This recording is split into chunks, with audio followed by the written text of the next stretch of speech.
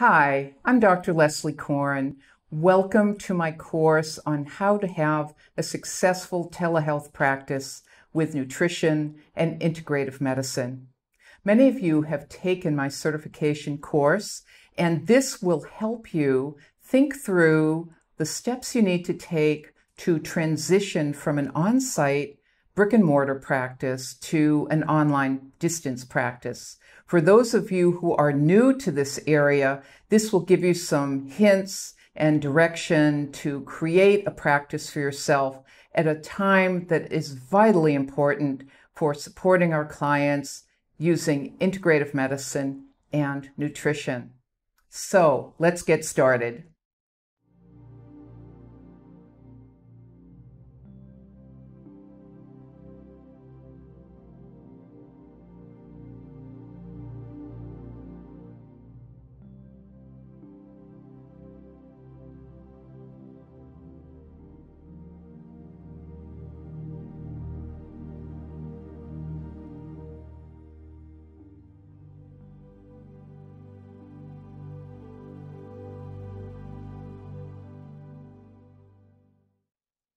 Create a successful telehealth practice for nutrition and integrative medicine.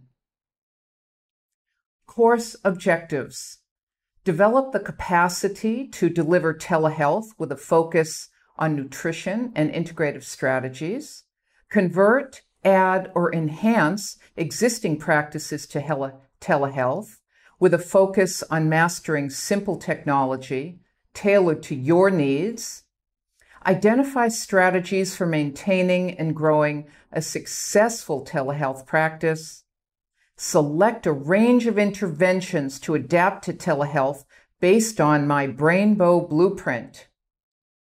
Choose appropriate interventions for delivery while maintaining scope and safety in practice.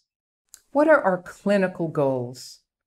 Our goals are to share specific self-care interventions in nutrition and integrative approaches, to deliver via distance methods to individuals, families, and groups, maintain and grow your rapport, overcome challenges to distance, maintain and grow your clinical practice, and implement support and structure for effective practice conduct.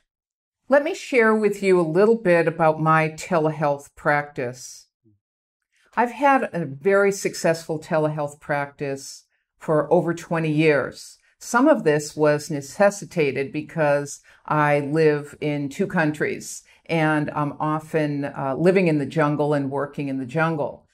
Let me share with you what I've learned and what I've developed. There may be some things about what I do that you like. You'll develop your own style, of course. I conduct both clinical work for individuals, couples, and groups via telehealth. I also have a practice in second opinions in which people reach out to me for a second opinion on an assessment or treatment plan. I deliver education, such as what we're doing now for continuing education units, and deliver this through telehealth and through an educational portal. I conduct supervision and case consultation with clinicians, again, through telehealth portal. I'm an author, and so I've got texts and books. I do blogs and newsletters, all delivered through telehealth. I do nonprofit work and engage in a variety of activities that support my nonprofit practice. And I'm very committed in general to the whole process of diversity in practice, to multiple languages. For example, I offer my work in both English and Spanish, and also committed to social justice and the role of telehealth in reaching underserved communities. Here is the Brainbow Blueprint. This is how I organize my clinical care and my work with individuals, families, and groups. At the top is bioindividuality, the idea that everyone is an individual. And one of the most important things people are interested in knowing about is what's the right diet for me? And what I say is there's no one right diet for everyone. Some people are vegetarian, some people are carnivore, and some are in between. And that's one of the aspects of bioindividuality, including the individuality of the genome. And we go into this in depth in the course. However, it's important to understand that we treat the individual, not the dis-ease. I conduct an integrative assessment, and later on in this video, I will demonstrate an assessment process done via Zoom hardware and software. Balancing biological rhythms is so important during this time where people are having trouble sleeping or they're feeling more anxious. And I give you lots of tools for doing this, very easily adapted to distance and virtual work. Nature.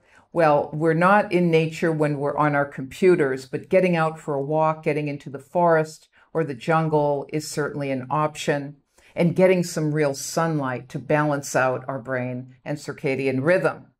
The human-animal relationship.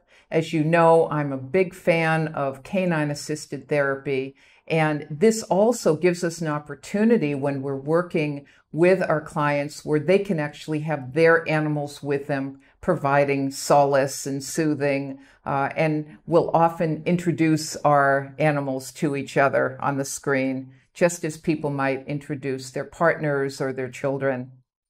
Culinary medicine lends itself beautifully, as you saw in some of my previous videos and demonstrating in the kitchen. It's very easy to create a video of you demonstrating the making of a special tea or a special dessert or dish that you enjoy that you want to share for health benefits. Supplementation. I'm going to share with you how to recommend supplements and how to do this seamlessly through different software.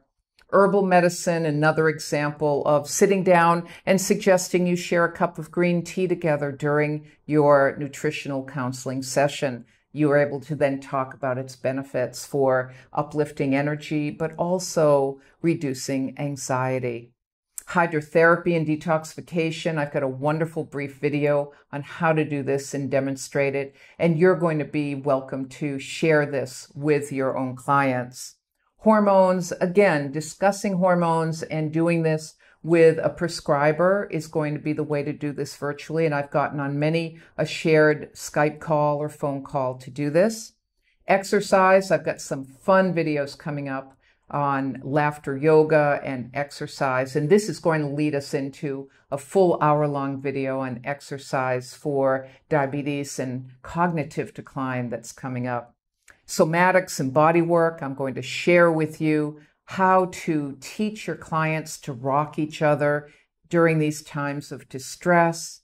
Breath, easily taught breathing exercises virtually. Spirituality is certainly an important topic for discussion, especially when there's lots of fear and disruption to daily life, sense of loss of purpose. This may be something clients will want to discuss.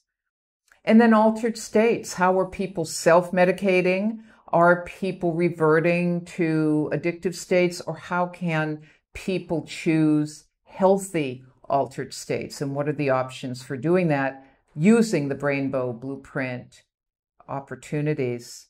And then finally, adherence. How do we help our clients adhere to a program of nutrition and integrative medicine for their health? This remains the challenge that we always face. We can recommend all sorts of healthful strategies, but how do we help someone actually enact them and create healthy habits?